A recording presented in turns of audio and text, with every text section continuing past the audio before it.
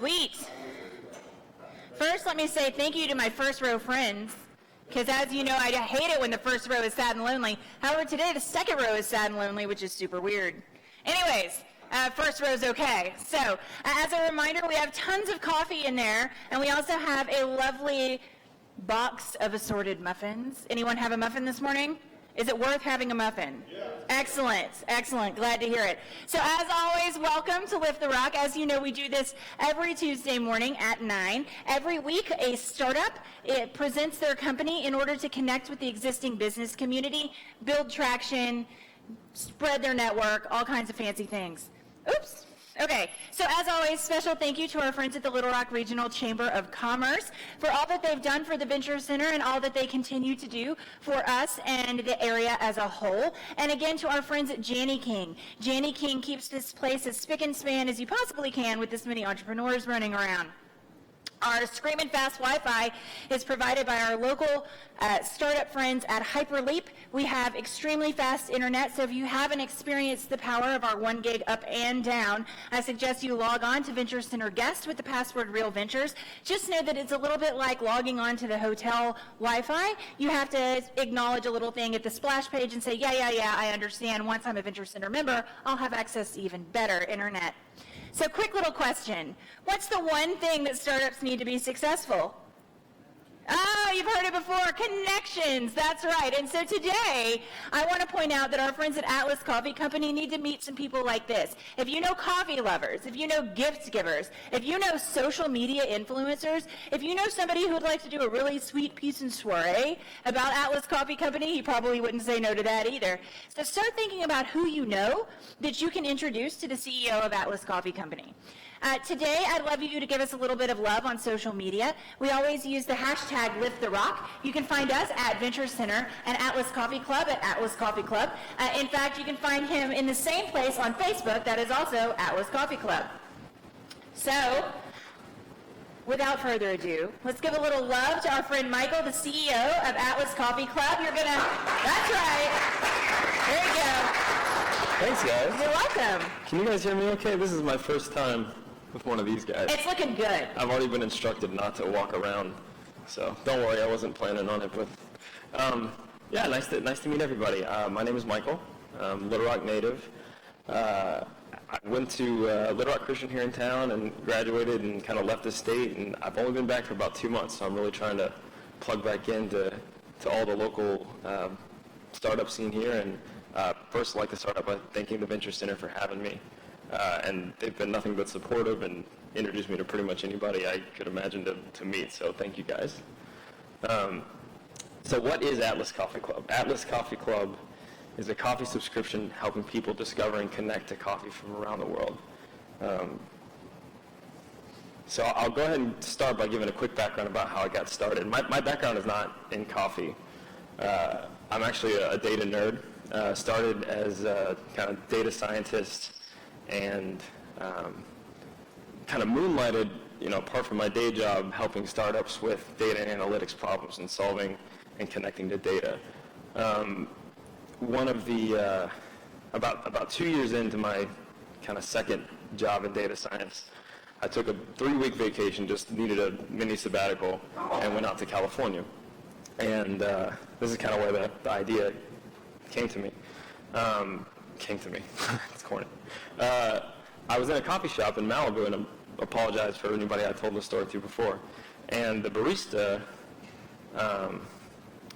he was making me this one, I think it was an Ethiopian coffee, and I asked him about it. I just said, hey, what's the story? What's the story behind this? And he said, oh, let me tell you. So he got about 4 of the coffees from behind the counter and came back and laid out this whole display. So I apologize. Laid out this whole display and started kind of brewing each and telling the story of each. He was super kind of proud of each of these and really told the story from farm to cup. And what really shocked me was how much each step of the coffee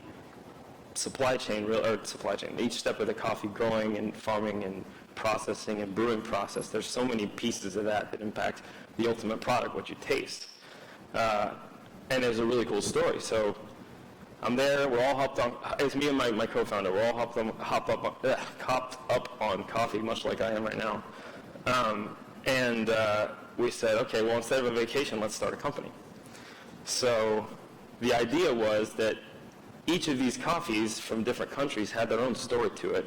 But when you look at the bag for that particular roaster on the shelf, what you see was just, the name of the roaster and in little small meta print, you saw, what country it was and a few of the details about the coffee. And I said, well, what if we made the story the brand? What if we made it, instead of it's, Starbucks coffee or Onyx coffee, which I love Onyx, so I'm not trying to slam Onyx, I love Onyx, but, instead of the roaster, what if we made it, it's about the country, it's about the story, and built a company that really kind of helped to tell that story in as many ways as we could. And so that's kind of where the idea came from. But then, my background helping advertise for people online, I was like, how are we going to make money on this? We don't have a ton of cash. We don't, to make money advertising online, you really need a decent dollar margin on a product, and one bag of coffee wasn't going to cut it. So we built it kind of twofold. We built it as a subscription because you have kind of better lifetime value for a customer, but also it makes it easier to keep that conversation and that story going.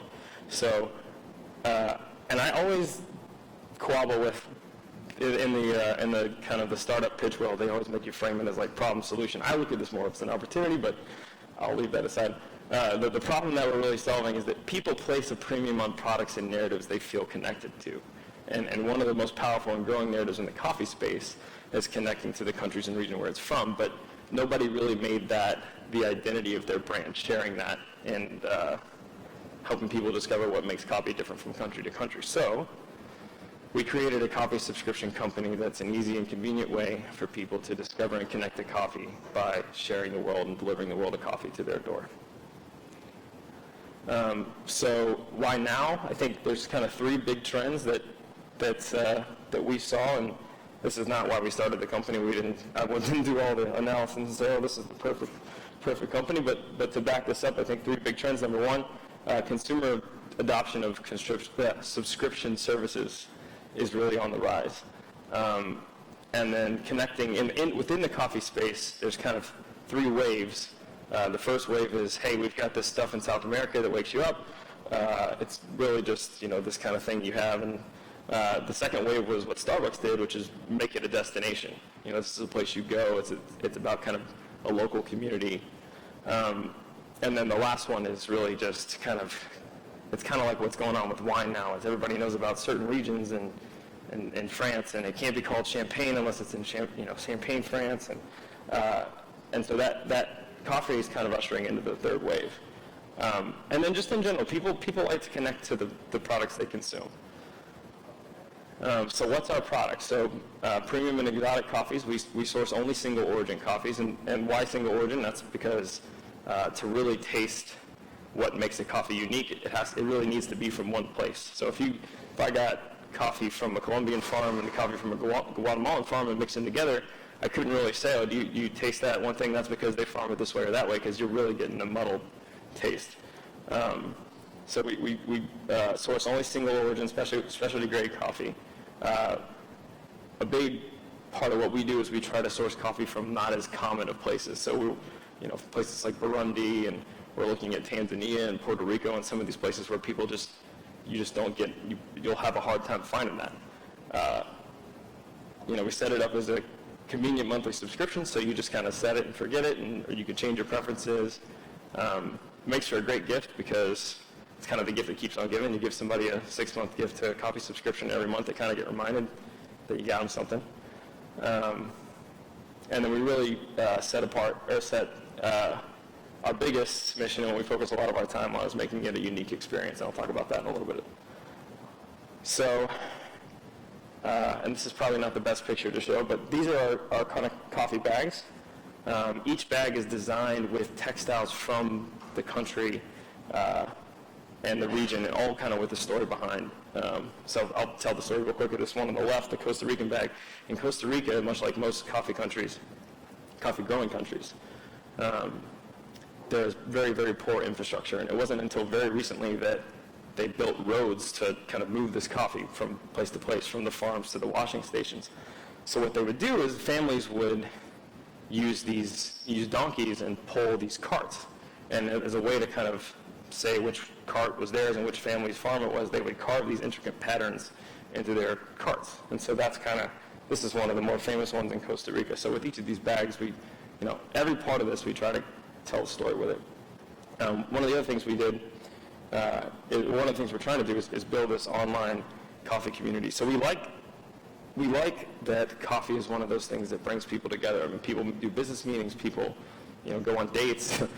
Coffee shops are this place where people kind of come together, and oftentimes they feature artists and, musicians, artists on the walls, musicians in the shop. So we wanted to kind of create a digital version of that.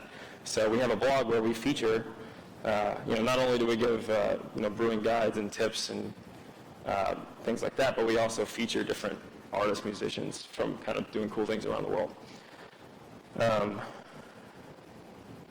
So the business model, monthly subscription, which, like I talked about before, we really couldn't have done it without it. You have a much higher lifetime value of the customer. It makes it easier when you go order green coffee to know that, roughly how much you need to order. And it's just a convenient option for customers. Coffee, much like razors, much like any consumable, people drink it. They usually keep drinking it. The way we set the business up was with a pretty low operating cost, so we don't have our own roaster. We work with roasters to roast our coffee, and we actually are now working with Blue Cell Coffee in Conway, which has been awesome to work with them so far because we actually can go in and we're actually ordering our own green coffee, and we're doing the cupping process and all that, so it's much closer to the process. And because we only operate online right now, our fixed costs are extremely low. The thing about our model, is that it is uniquely scalable relative to some of the other coffee subscriptions. I'll talk about that in a second, but there are other coffee subscriptions out there. What makes us uniquely scalable is that they sell based on minute taste preferences. So that they usually take you through a form and it says, do you like plums, or do you like apricots, or do you like nutty coffees, or floral or fruity, and they kind of custom put you in a profile, and then based on 10 or 15 profiles, they kind of send their coffee out to people. So we since ours is a model based on discovery, most customers will get the same coffee every month. It changes every month. That'll differ a little bit based on what roast preferences they choose, but what's cool about that is that as we grow, we can really go out and buy coffee in bulk, which helps us not only with planning, but it also helps us with, saving money on how much we buy, which is really that second point as well, large cost savings. Ugh, words. So real quick, this is a very oversimplified graph, but looking at price per 12-ounce bag by different brands and different types of things in the space, as you can see, Folgers, #1 coffee company in America, right here, super, super cheap. Then there's, I'll back up. The point I'm making when I bring up this slide is that, and it's something that I get really excited about when it comes to what we're doing.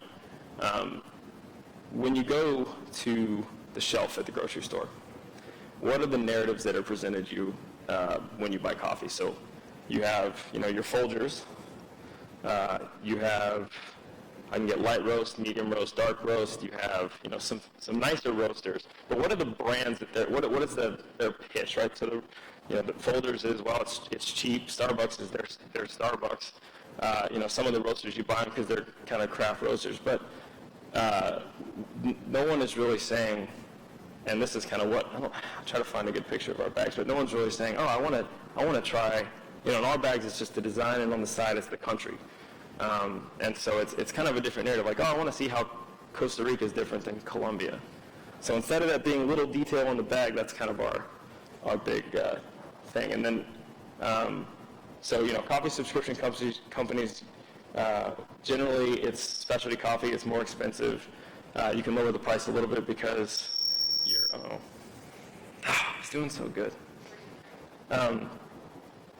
you can lower the price a little bit just because of the way the model is set up. But one of the big differentiators between us and our competitors, other than being a little bit cheaper, is that they don't sell their own coffee. So they sell other brands of coffee. So if someone tries a bag of Ethiopia from Atlas Coffee Club, that's the only place you can get it. Whereas if you sign up for a subscription on Misto Box or Craft Coffee, you can go to that roaster and buy it. So there's really less sticking power, I think. So the team, they're not here with me right now, but so it's me and my co-founder. I'm not going to spend a ton of time on this slide, but we have a creative director who does our social media, a guy that does our Atlas office sales, and then a lawyer who has been awesome to have on staff. I recommend if you can, for any startups, if you can bring someone on for a small amount of equity points to do this, especially if you're bootstrapping, it is a game changer.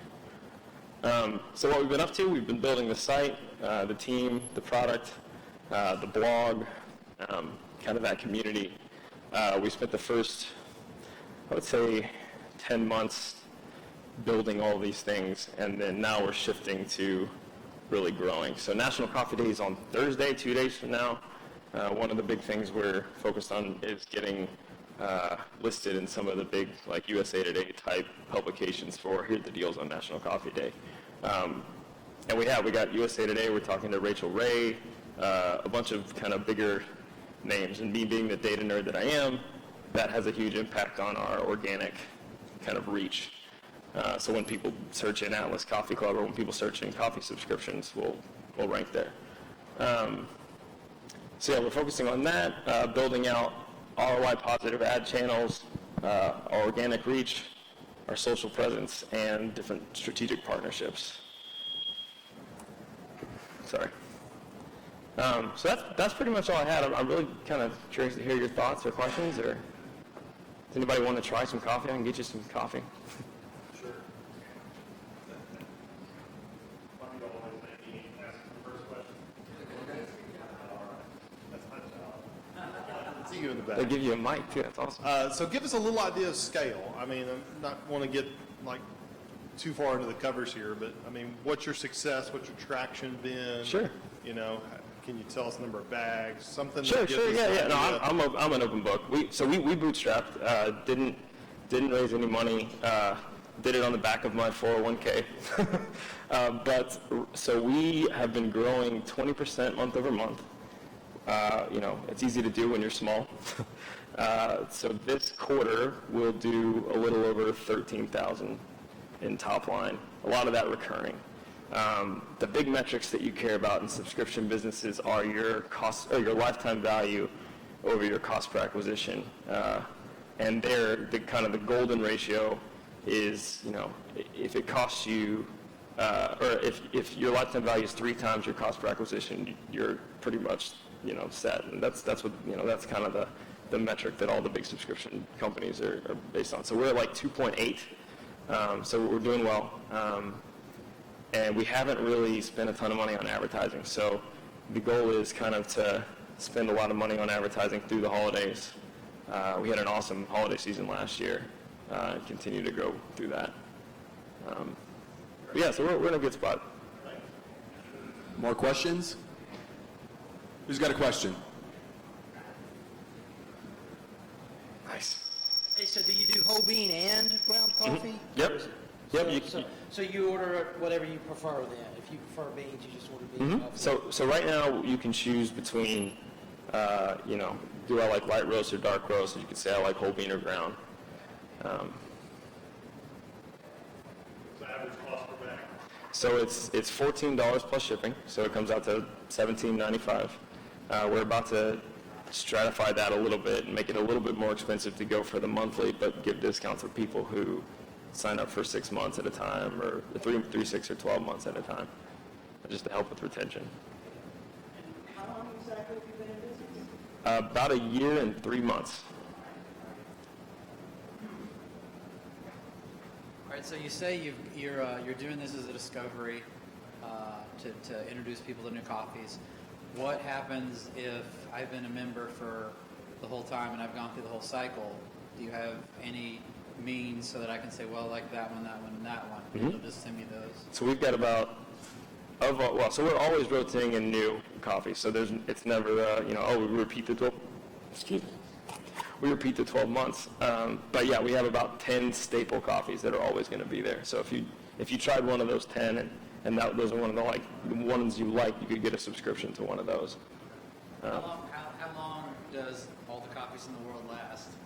I mean, They're about 35 of the more common coffee growing countries. And even if we source from the same country twice, a lot of times we'll get it from different regions. Okay. So it'll have a totally different tasting profile. I like that French wine, Burgundy versus Bordeaux. Yeah. Okay, cool. Thanks. Thanks, man. Hey, how's it going? You mentioned earlier about, I heard you mention Onyx, which I'm a fan of Onyx. I'm sure a lot of people are a fan of some local coffee shops. So, I'm pretty much, I wouldn't say a coffee snob, but I drink a lot of coffee from a lot of different places. And I'm curious about what you all's experience has been with, the coffee experience. Because a lot of people go to, whether it's Onyx or Milo or Mugs, because they know their barista. It's like Cheers. Where I go in and Nicholas is coming in, so let me get him a cup of this because I know he's going to have this. So, what has been your biggest source, I guess, of customer acquisition since, most people go into a shop and, once they connect with the barista, they may be a customer for life. So Yeah. how is that, what's been your number one source, I guess, of customer acquisition? That's a really good question. There's a couple things. So I'll speak to kind of how we've acquired customers from similar type things. Well, first of all, our number one has been from Google search. So people search, Coffee of the Month Club. I can't tell if it's me or you. People search from, Coffee of the Month Club on Google. We come up and we get kind of traffic and sales from that. But from the community type stuff we're doing, we do all sorts of stuff. So we'll feature, we'll have little competitions with our club members where they can submit, photos from places they've traveled, and we'll say, hey, the winner gets put on these postcards. We send out these postcards every month with the coffee that kind of tells the story. And so we'll send them out on the postcard, or we'll do different giveaways, or we'll feature, if any of our club members are doing anything cool like that they're proud of, we'll feature them on the blog, which gets 3,000 or 4,000 people a month. So we try to engage people in that way, but we're actually actively looking for more ways to do that, because we want to create that kind of community. It's hard when it's not a single kind of place. And you're right, that's a big draw to a lot of the local roasters. It's like, I know John. John's the guy who started this guy. He's a great guy. He tells me all about the coffee. I mean, it's tough to beat that. But we're definitely going down that route. We're trying to. Thanks.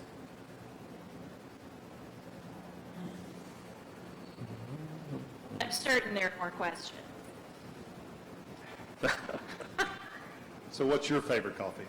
Oh man, so I'm trying not to do this, and I've really arm wrestled myself to try to steer away from this, but I'm really starting to steer towards the more typical coffee snob type coffees, which would be like, lighter roast.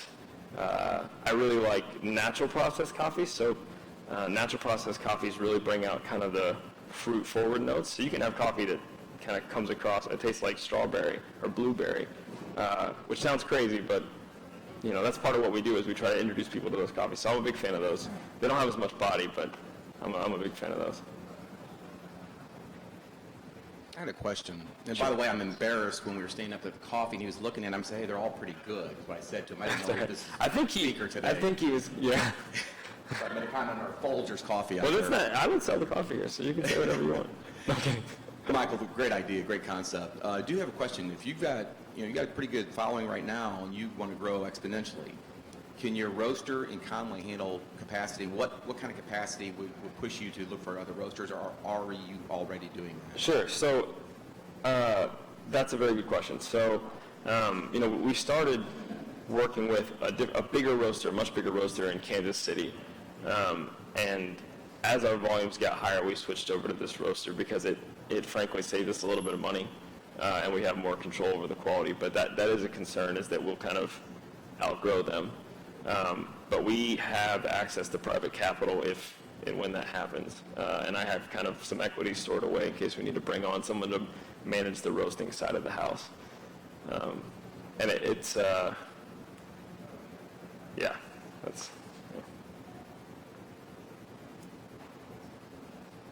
Anybody else?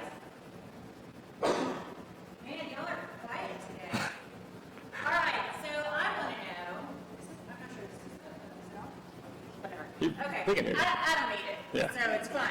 So I want to know what kind of people you would like to meet. Who can we introduce you to? Oh man, well, I mean, at this point, I'm really just trying to connect to the community here. Just since I've been here, I've had people introduce me to the guys who run Treatsies, another subscription business.